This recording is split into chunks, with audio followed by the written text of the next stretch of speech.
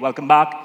Everyone, we hope you enjoyed these light snacks outside, the tea, the coffee. It's good to see you all back. Well, most of you at least. All right, so we are moving on to the next panel as you guys slowly settle in. This panel will invite all of us really to reflect on the key actors of education. This one is called From Schools to Society, the Collaboration Ecosystem. But before we start a video, as per usual, let's take a look at another good practice in education, this time from North Macedonia.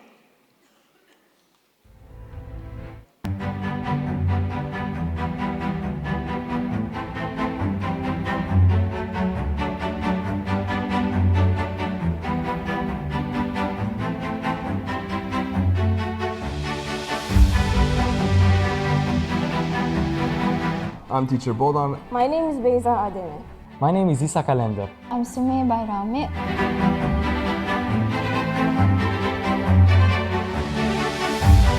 The project came to life when I established a collaboration with an art teacher from Warsaw, Poland. We wanted to create a meaningful exchange, so we chose the theme of our city's architecture. Our students in North Macedonia created their pieces, and we swapped artworks with our Polish counterparts. We wanted to go beyond just painting and sketching. We wanted to introduce them to different countries, cities, and cultures in a truly hands-on, visual way.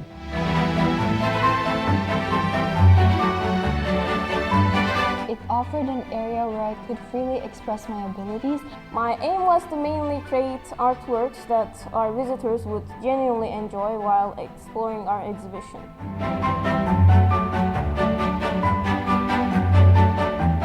This project, connected by art, beautifully bridged the gap between different cultures and raised our students' consciousness. This exchange fostered empathy and unity, helping them realize that we are all interconnected.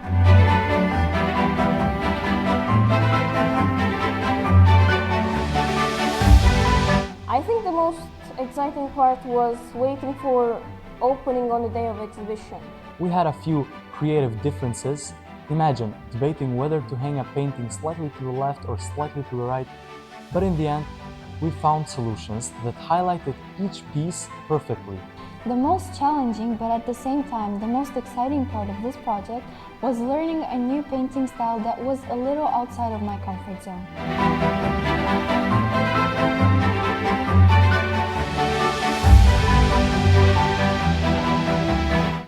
Part of this exhibition was an experience I had never had before, therefore such a new one.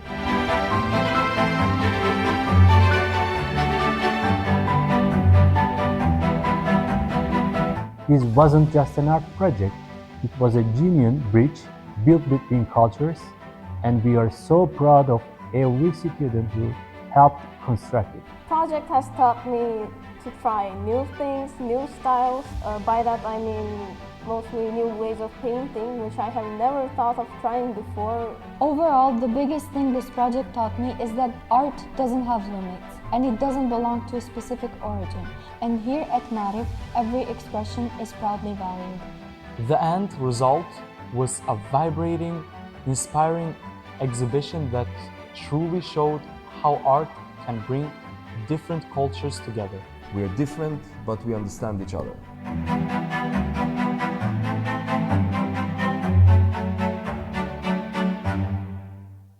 Wow, we are different, but we understand each other. Super nice, right? What would life be like without art? It's hard not to be jealous of the actual talent of artists. Meanwhile, so I would like to invite our panelists for the next discussion up on the stage. Firstly, Mr. Paolo Marchi, he's UNICEF representative of Türkiye.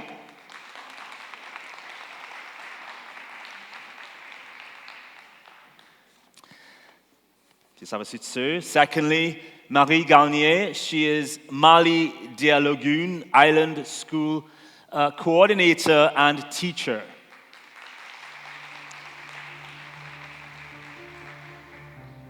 Welcome to you. And to moderate this panel, let's invite Associate Professor Günhan Börekçi. He's Chair of Department of History at IBN Haldun University. Thank you so much again. Thank you, please. Professor, the stage is yours. Thank you. Thank you so much. Welcome to our panel 3. It was really very enlightening to listen to our panelists in the previous session. This session, we are going to dive into another important, as much as I will say, challenging topic, which is how can we work together?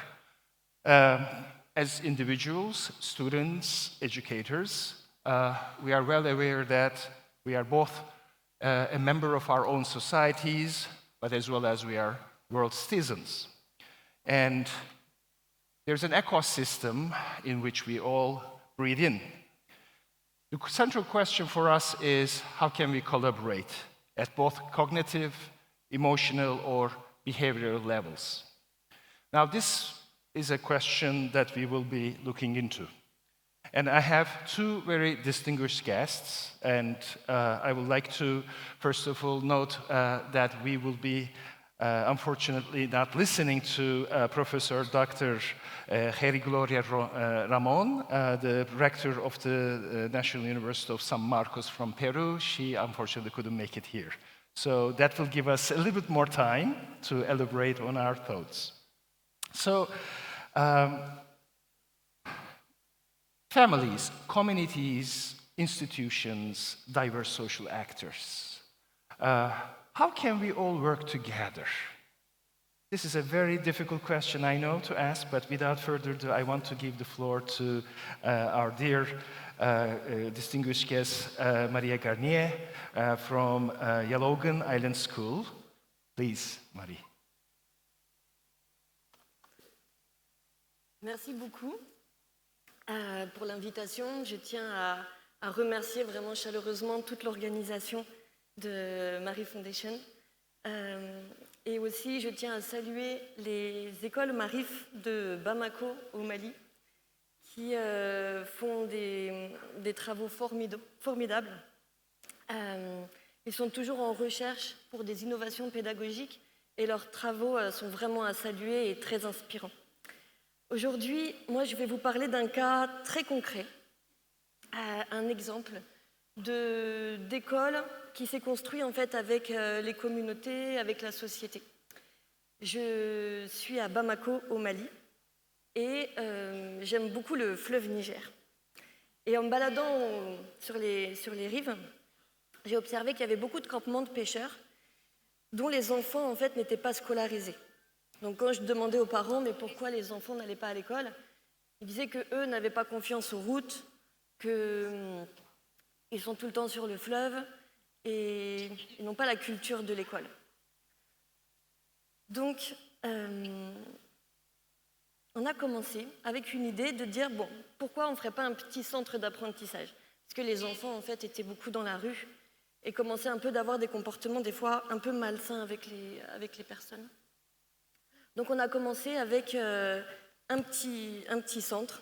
Donc il fallait trouver une place pour regrouper en fait ces enfants. À Bamako, les rives du fleuve sont très très prisées et c'était pas possible de trouver. Et on s'est dit bah, pourquoi pas au milieu du fleuve sur une île. Donc on a commencé avec une quarantaine d'enfants et en fait dès la première année, les parents se sont rendus compte de l'importance de l'école. Les enfants revenaient à la maison et commençaient d'aider leurs parents dans des petites choses du quotidien, par rapport à la lecture, par rapport à l'écriture, par rapport au calcul, pour les ventes des poissons, les petits commerces. Et très très vite, on a vu beaucoup de demandes en fait, de parents à inscrire leurs enfants dans ce centre d'apprentissage, qui était d'abord très très informel. Et un jour, sur cette île, il y a une petite fille qui s'appelle Mariam Koumaré, qui avait 7 ans, qui est venue me voir et qui me dit « Tanti, est-ce que tu crois qu'un jour je pourrais devenir docteur ?» Moi, je lui ai dit « Oui ». Et à l'intérieur de moi, je me suis dit « Ok, donc là maintenant, il va falloir faire une vraie école parce que cette petite fille, il va falloir qu'elle continue ses études. » Donc on a commencé des démarches auprès des institutions. pour avoir une école reconnue par l'État. Donc c'est devenu par la suite une école publique. Et aujourd'hui, en fait, nous scolarisons environ 300 élèves des rives et des îles du fleuve Niger.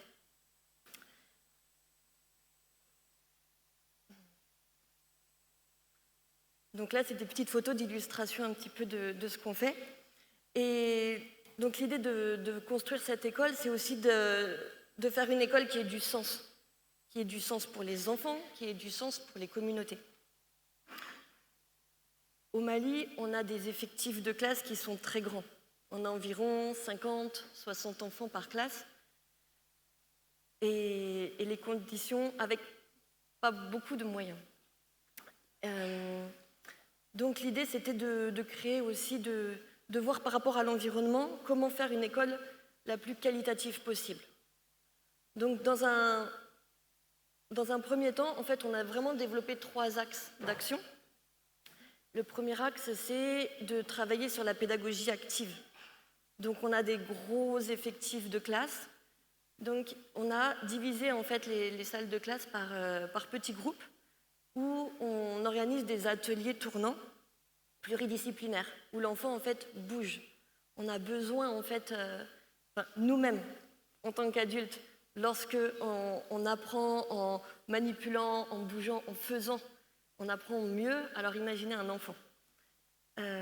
Donc l'idée, c'est que l'enfant puisse, dans la matinée, faire plusieurs activités, que ce soit dans la classe, à l'extérieur de la classe et sur différents supports. Donc on a développé des espaces d'apprentissage à l'intérieur de la classe et à l'extérieur de la classe. Comment en fait l'environnement de l'école peut être sujet à tous les apprentissages. Utiliser en fait tous les éléments qui puissent être un élément d'apprentissage pour les enfants. Le deuxième axe qui s'est vite imposé, c'est que voilà, nous sommes sur une île au milieu du fleuve et ce fleuve est en péril, est assez malmené, est très pollué. Et par rapport à l'environnement de l'école, c'était développer des activités de sensibilisation à la protection de l'environnement, à la protection du fleuve Niger.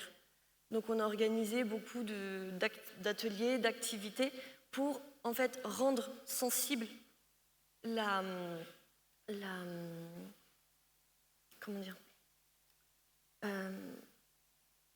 protection de l'environnement, le vivant autour de nous, autre que humain.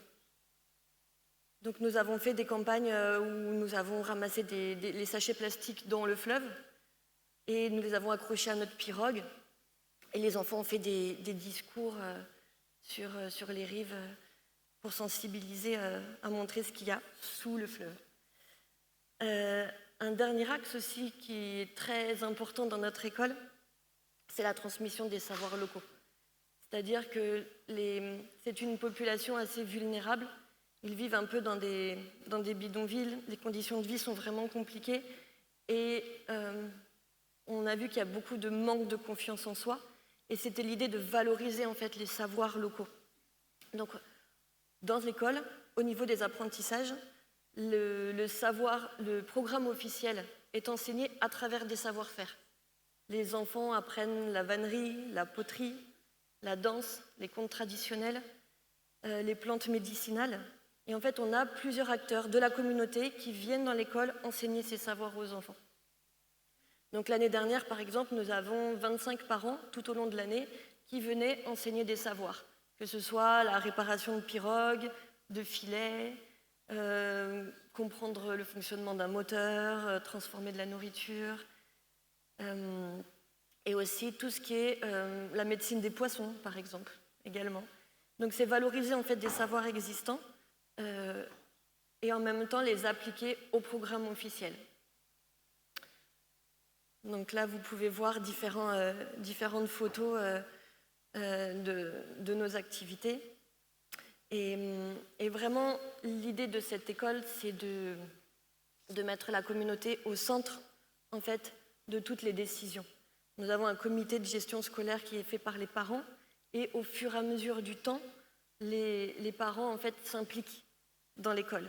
Et à partir du moment où on a l'implication des parents, eh bien, ça agit sur un climat scolaire vraiment favorable à toujours essayer d'innover et de faire du sens, surtout dans notre école. On a des challenges, évidemment. Au Mali, la situation est assez changeante et apporte aussi des difficultés. Donc, l'idée, c'est de s'adapter avec les parents, avec les institutions, pour toujours garder une école de qualité.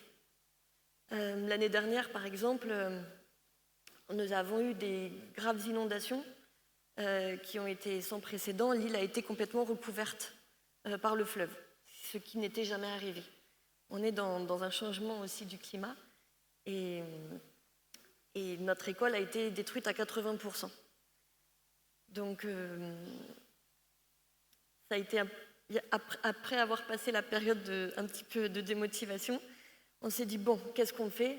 Et une semaine en fait avant la rentrée des classes, on a eu à peu près 200 personnes qui sont venues sur l'île, des parents, des enfants, des gens des environs, pour reconstruire l'école. Donc remonter des paillotes, réparer, trier, jeter tout ce qui était dégradé. Et en fait, en une semaine, on a pu réouvrir. Et donc, ça a été un moment assez fort qui nous a soudés, en fait, entre l'école et les communautés autour.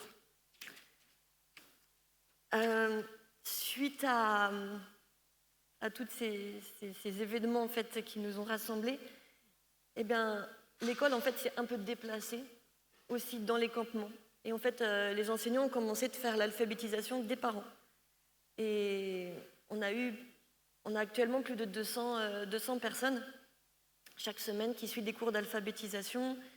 Et avec la situation actuelle au Mali, on a eu des blocus, des pénuries de carburant. Ça a été compliqué de trouver de l'essence pour aller se rendre dans les différents endroits. Donc les gens se sont pris en main eux-mêmes et en fait ont continué tout seul à apprendre. Donc avec les médias, WhatsApp, d'envoyer des devoirs, les enseignants répondaient. En fait, c'est un peu de la débrouille, mais on voit de l'implication en fait, qui naît au fur et à mesure. On a également des parents, enfin surtout des mamans, qui se sont regroupés pour dire, bon, ok, la situation est compliquée, qu'est-ce qu'on peut faire? Qu'est-ce qu'on peut faire ensemble? Donc, nous, on a offert dans l'espace de l'école du temps et un espace à disposition de ces personnes, sans amener aucune idée, et en fait, juste en laissant la parole libre de voir qu'est-ce qu'on peut faire ensemble pour améliorer un peu les conditions de vie. Donc, on a des groupes de personnes qui se sont créés, des groupes de 80, 90 personnes qui font un réseau de ce qu'on appelle de tontines. Donc, tout le monde collecte un petit peu d'argent chaque semaine et se répartissent, en fait, soit en achetant des choses collectives qui vont bénéficier à l'ensemble de la communauté, ou d'aider des personnes qui ont des difficultés particulières à pouvoir s'en sortir. Donc voilà, c'était pour illustrer un petit peu le fait que l'école est un territoire et qui peut, comme une goutte d'eau, j'ai envie de dire, dans le fleuve, peut avoir différentes ondes de répercussions. Et on peut commencer en fait avec un climat de l'école, avec une grande solidarité au niveau d'une équipe scolaire, mais qui ensuite implique les parents, les institutions, et de faire l'école en fait un espace complètement ouvert où chacun en fait peut agir pour les enfants. Ce qui est beau au Mali, c'est qu'un enfant appartient à toute une communauté. Et quand toute la communauté se mobilise en fait pour l'épanouissement d'un enfant, eh ben, ça donne de beaux résultats. Actuellement, dans notre école, 100% des élèves qui quittent l'école primaire en fait, sont réinscrits par les parents dans le secondaire. Donc on espère que ça puisse continuer comme ça. Voilà. Merci beaucoup.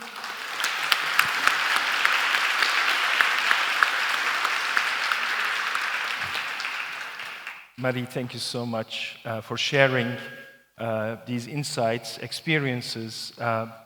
Disasters, of course, are hard to tackle, but it's clear that how we can really survive the most difficult times by becoming, acting together, the solidarity, community, and the schools at the center. This was really wonderful. Thank you so much for sharing. Now, without further ado, I'd like to turn to Paolo Marchi, our UNICEF representative of Turkey. And you may, I think, address the same problems. Paolo, please, the floor is yours. Thank you, Professor, and thank you to the Mari Foundation for the organizing this event, which is it's incredibly interesting, and I think it goes beyond the expectation that one could have at the outset.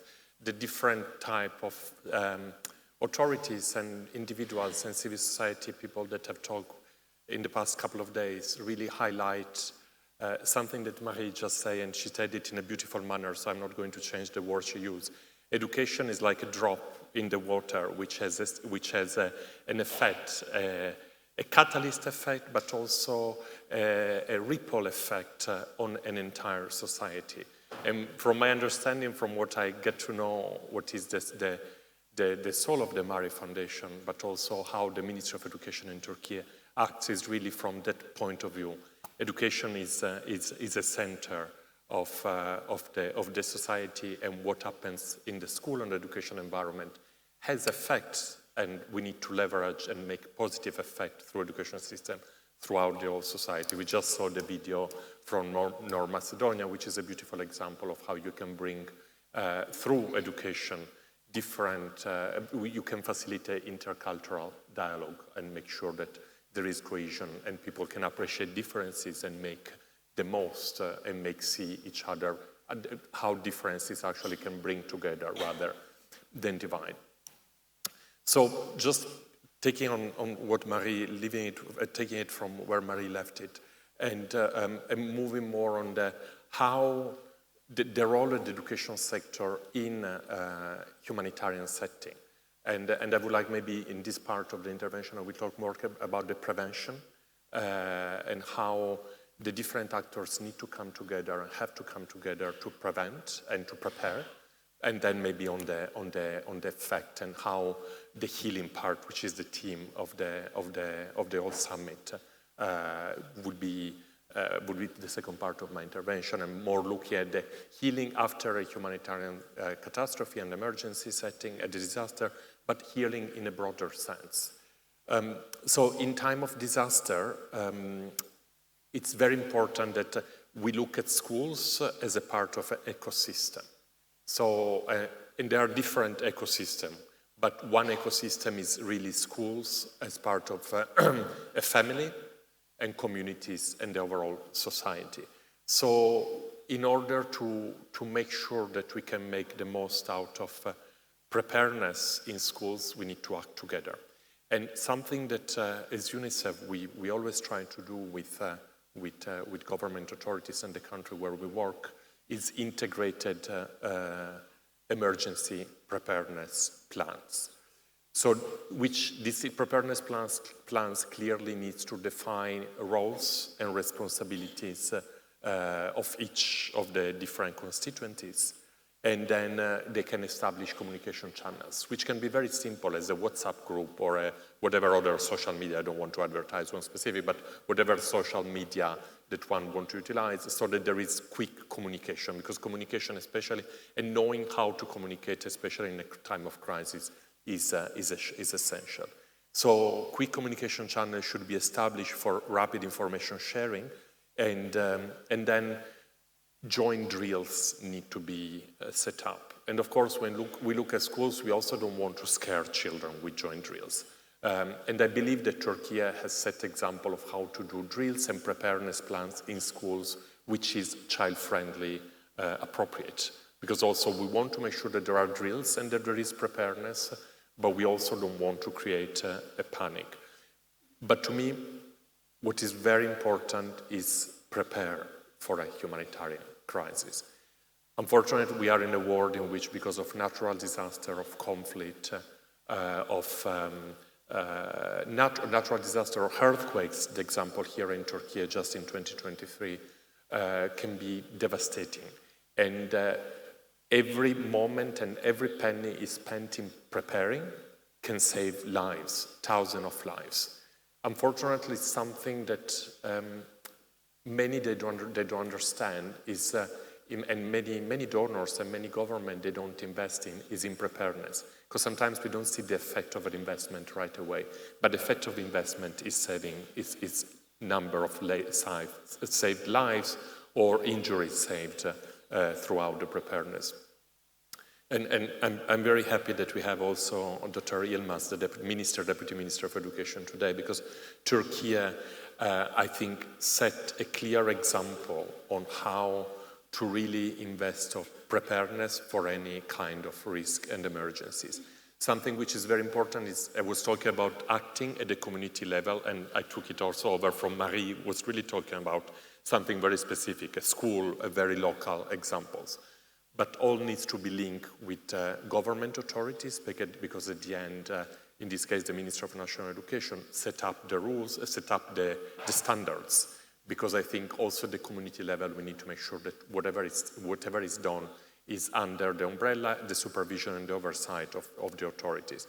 And of course, in this case, it's not only Minister of National Education, but it's also the civil protection authorities. And Turkey is very, very well advanced compared to other countries in terms of civil protection. I think it's part of the geographic place where Turkey is, and the fact that it's very prone to natural disasters like earthquakes, but also we see flooding. So the AFAD, the Civil Protection Agency, has been playing a key role and often has been at the forefront globally of how to do preparedness in a proper manner. Preparedness sometimes is never enough, is not enough, and so we also need a concrete and very strong response.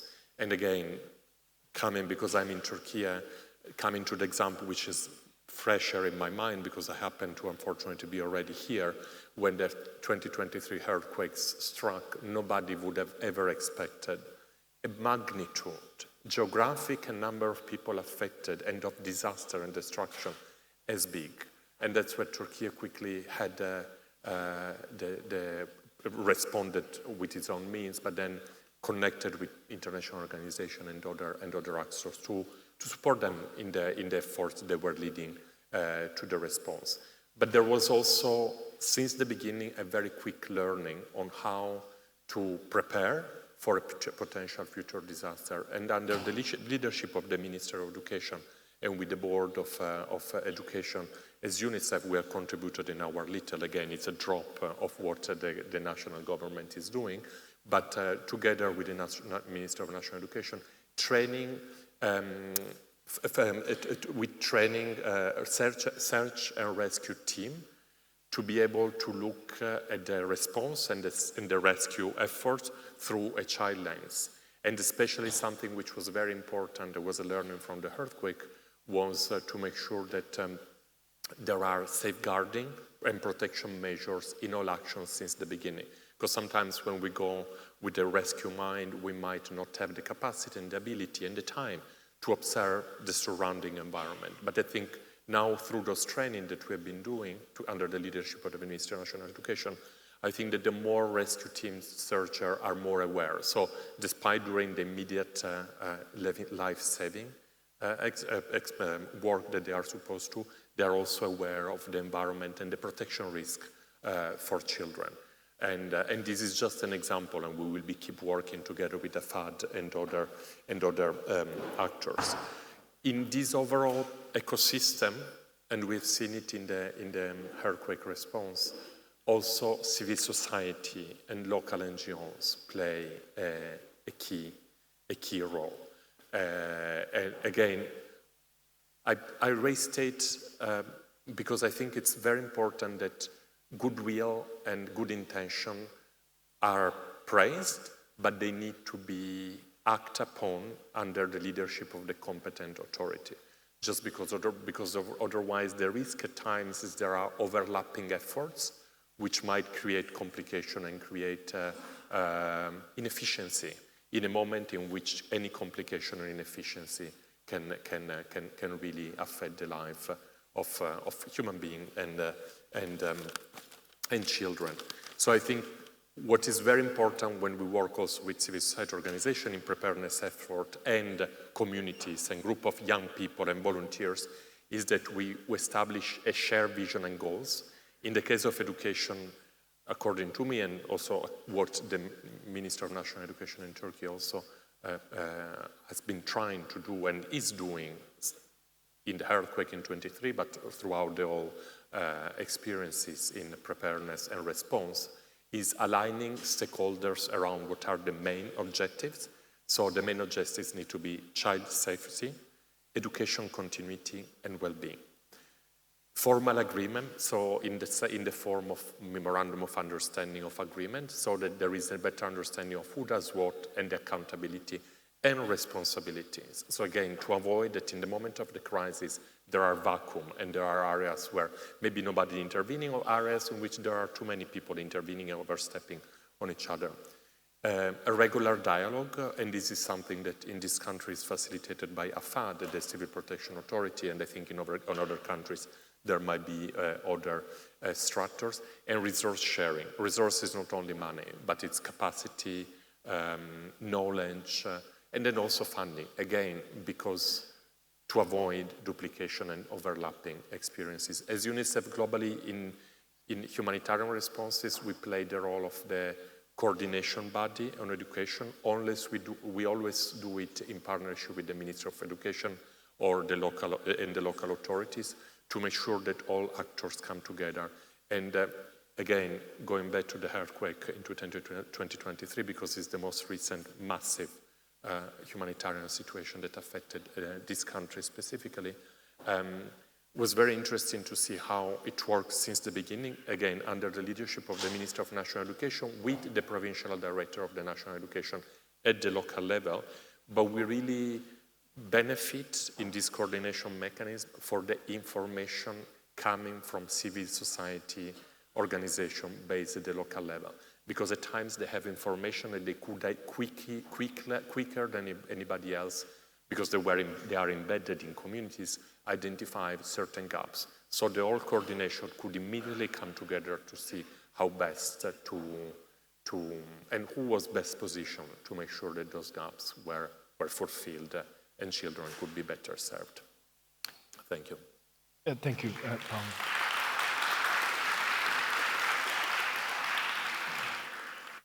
Your emphasis especially on the competent authority who could provide guidance, platforms to coordinate all these efforts of healing and further action, I think was really very important. Because indeed, one of our challenges, a question also for the second round, is how can we keep a long-lasting, sustainable, in other words, productive and target-oriented collaboration among educational institutions, families, local authorities, non-governmental organizations, international organizations, which you both address. So I'd like to leave the ground for you to elaborate a little bit more on this, and maybe we can also, we can also address that what could be the best practices as references for us, materializing a functioning ecosystem of collaboration. So if you can maybe give more like pinpointed best practices you mentioned, but maybe you have more examples to share with us. So Marie, please.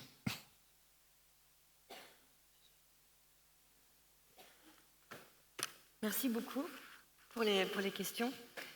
Au niveau de la collaboration entre les différents acteurs que l'on peut avoir dans l'école, les communautés, les institutions, c'est vraiment, je pense, la première des choses, c'est la communication qu'il doit y avoir les uns envers les autres et l'implication, en fait, de chacun envers des objectifs communs. C'est-à-dire que la vision doit être commune. Donc, à travers peut-être des conseils, à travers tout un tas de discussions, eh bien, d'avoir une vision commune de ce que l'on a envie de faire ensemble. Et ensuite, de voir par rapport aux possibilités et aux capacités de chacun de s'impliquer pour réussir en fait cet objectif commun. Moi, j'ai un petit exemple par rapport à ça.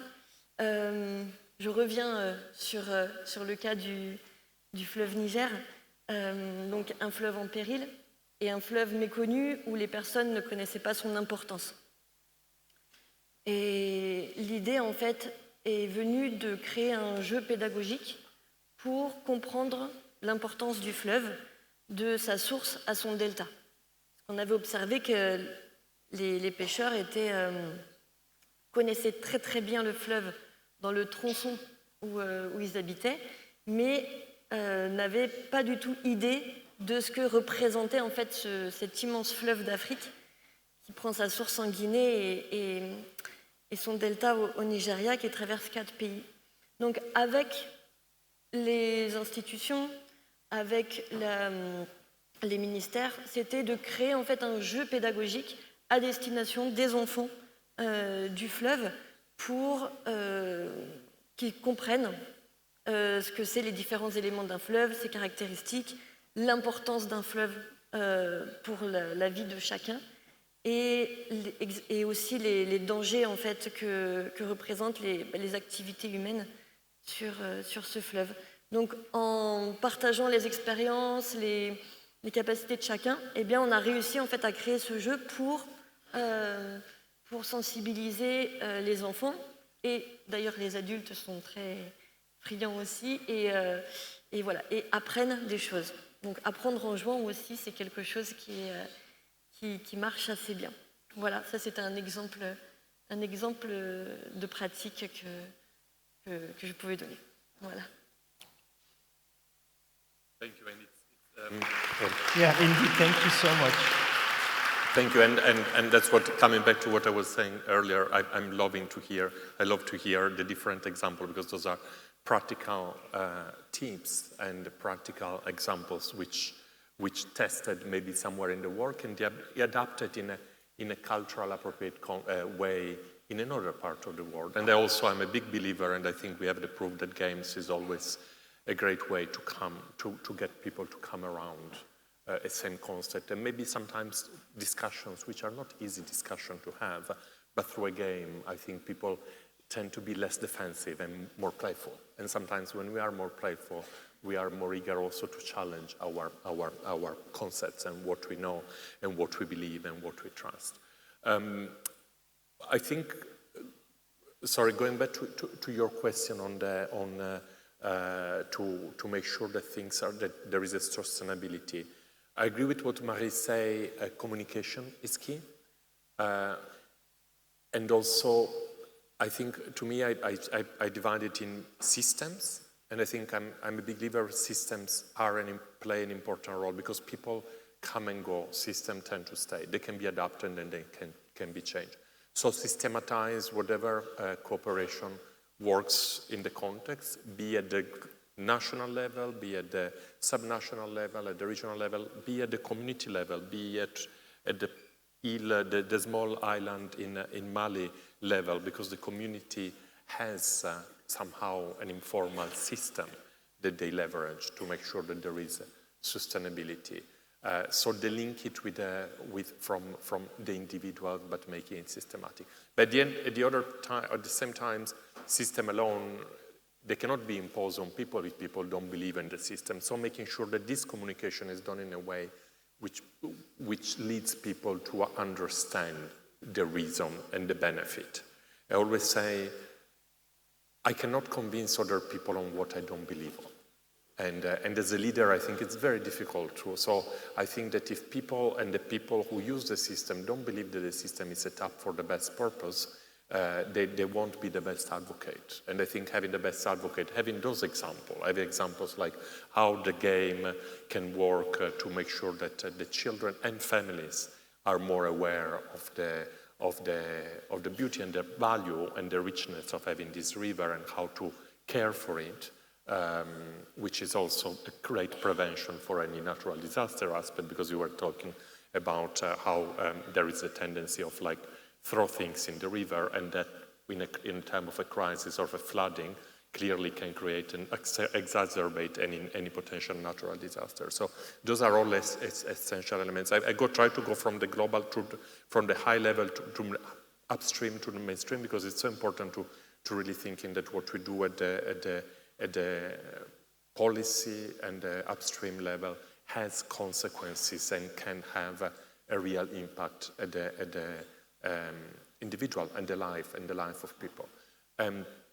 Something which I think it's also very, and going back to the theme of the overall summit, the healing part, which I was mentioning, comes after a disaster, but also comes during a disaster. And again, I'm sorry, but just because I'm in Turkey, I always bring example from Turkey. And just as a reminder, I know there are a lot of Turkish colleagues here, but also for foreigners.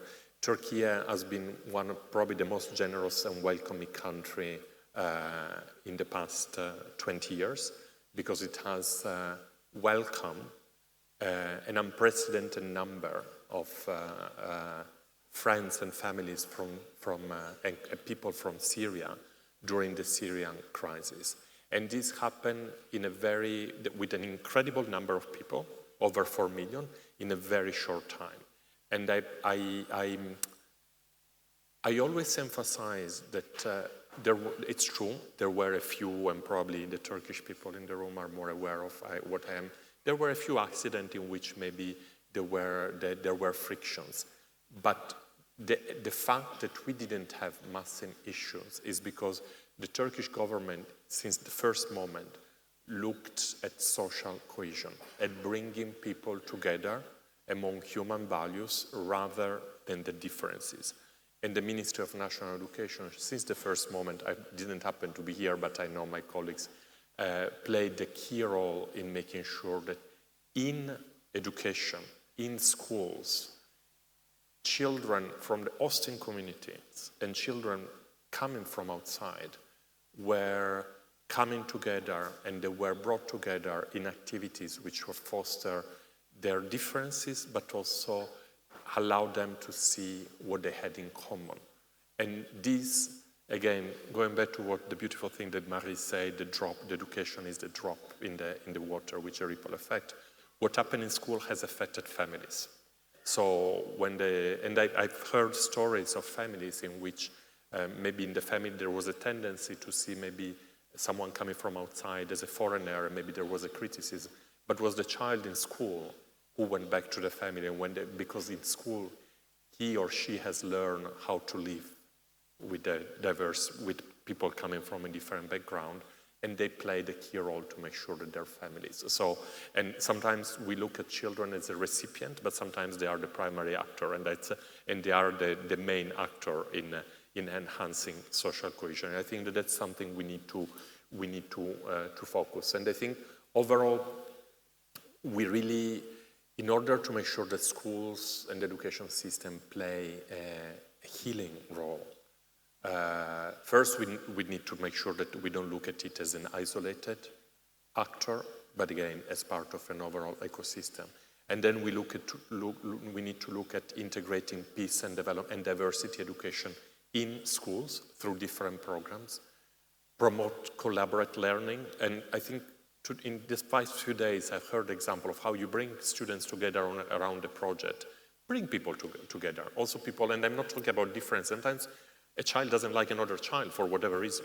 And also if they are coming from the same community, sometimes we don't like our siblings. So, but bringing them around the same project, I think it's essential to make sure that they work together and they see the added value that maybe they are different and they don't need to be the best friends, but how the other child is not, there is nothing which is bad or good or bad in absolute senses. And then so to see how the difference can enhance. Then celebrate shared humanity. And I mean, I'm not going to add to the beautiful video we saw from Northern Macedonia this morning. But actually in Turkey, we also have, we've developed together with a foundation, with a private sector foundation, a game which is called the Value Wheel game, which is a game which has been tested in Turkey but also in other countries, which is really for children, through play, to valorize the diversities, the diverse background they come from, and making sure that they understand and the diversity can bring them together. And we are working together with the Ministry of National Education to see how we can include this kind of games, not in the day-to-day curriculum, but maybe in after-schools activities. And here I hope that the Deputy Minister Yilmaz will help us in making sure that that's happening and children in Turkey can benefit from it. Empowering critical thinking, especially in a digital era, making sure that children understand that what they see in social media doesn't need to be the truth. And then what they hear at the radio might not be the truth, that they have the automatic, children and adults, sorry, we are in the same boat, I think. We are all children when it comes to evolving digital media manipulation. We are all making sure that we can double check where does, like, it's not because I heard it on X platform needs to be true. Strengthen inclusiveness and promote skills-based learning. And again, Mari Foundation and the Turkish government really focus on moving from an information-centered approach of learning to a skill-based learning. And I think the skills go beyond what you learn in books, but skills go about common values, skills go about interpersonal skills, what we call soft skills, which are even more needed now in this modern era. So interpersonal capacity to work with others and communicate with others, and inclusiveness. And when we look at inclusiveness, something that is really close to my heart is really look at inclusiveness of any differences, but also children with disabilities. And another example that I'm very proud we work together with the Ministry of National Education in Turkey is inclusive program, inclusiveness in vocational training programs, which goes beyond the primary school inclusiveness. So doing programs, and there are centers in the country now which promote for young children and young people with disabilities to learn vocational training which make them apt and ready to be employed by the private sector. And those are beautiful programs. I've seen them with my eyes, and I'm very happy to keep promoting them, because these really promote for these children and young people to be employed and to be and encompass part of society. And again, going back to, and sorry, I keep going back to what Marie, the drop in the ocean. You can see how this young person with a disability, having the capacity to learn skills which allow them to be employed, has a ripple effect in their families, which probably before, at times, usually not the close families, but maybe the overall family or society, can consider them as a burden, but now they're not a burden any longer. They are a member of society as any other child, a young person. It has a ripple effect on how other people see disability. It's not something to look down at. It's a different ability. And I know it sounds trite to talk about different ability, but I'm a big believer that also a person with disability, they might lack a specific ability, but they might overcompensate with an ability which is an extra ability and a superpower that others don't have. Thank you. Thank you.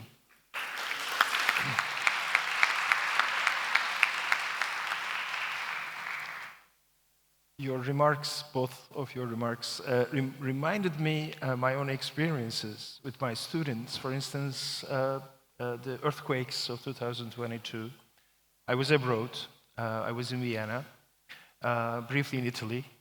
And the institution I was working there was too late to respond, even by sending a message of, sorry, this happened, and many of our students were affected, and indeed it was our students, international body of students. They took action, they organized, charities, collected money, sent food from Europe, to Maraş and other regions. So I think the agency of our students and teachers are definitely, at the core of this whole ecosystem we are talking about. Thank you so much. I personally took a lot of notes to ponder. I hope those listeners, participants also feel the same way. And indeed, this is a multi-agency issue. So we start from our own small, maybe, communities, schools, teachers, students, and then we go to our towns, councils, municipalities, governments, local governments, international. So education is at the center. Thank you so much once again. We are limited by time, unfortunately, but I think we will hear more about the program. So once more, please give an applause to our presenters.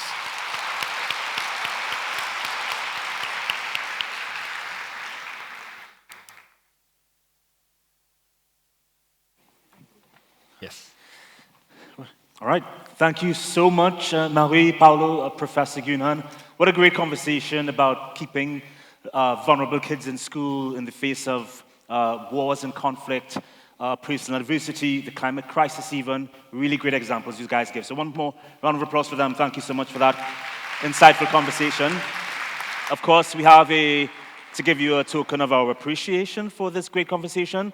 We invite to the stage a board member of the Turkish Marchi Foundation, Professor Dr. Nevzat Şimşek, who will be coming out soon with a small gift as thanks from the organization.